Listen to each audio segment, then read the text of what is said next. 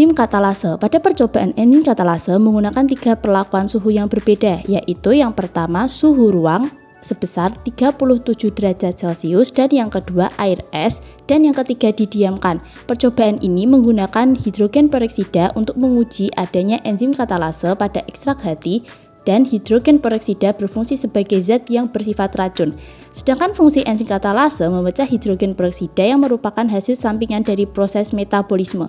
Pada percobaan tabung pertama atau K1 dengan perlakuan didiamkan dan pada tabung ketiga atau K3 dengan perlakuan air es, warna ekstrak hati tidak mengalami perubahan yang signifikan dan menghasilkan jumlah gelembung yang hampir sama.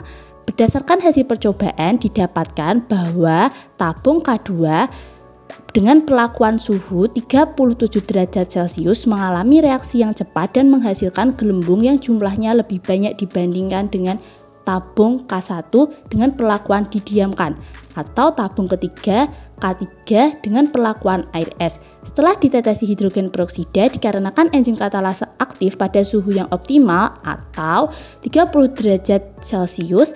Hal ini sejalan dengan penelitian Zulkarnain tahun 2022 bahwa aktivitas enzim stabil pada suhu 30 derajat Celcius sampai dengan 40 derajat Celcius dengan suhu optimum 40 derajat Celcius.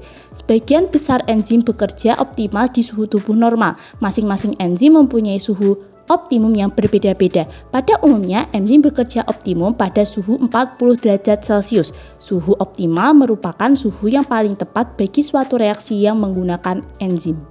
Selanjutnya, kesimpulan. Suhu dapat mempengaruhi kinerja enzim, karena enzim dapat bekerja secara optimal pada suhu normal tubuh atau 37 derajat Celcius.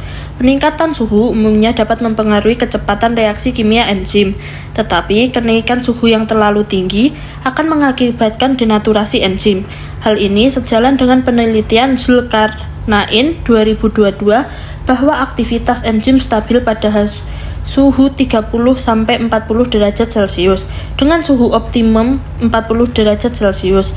Sebagian besar enzim bekerja optimal di suhu tubuh normal. Masing-masing enzim mempunyai suhu optimum yang berbeda-beda. Pada umumnya, enzim bekerja optimum pada suhu 40 derajat Celcius. Suhu optimal merupakan suhu yang paling tepat sebagai suatu reaksi untuk menggunakan enzim.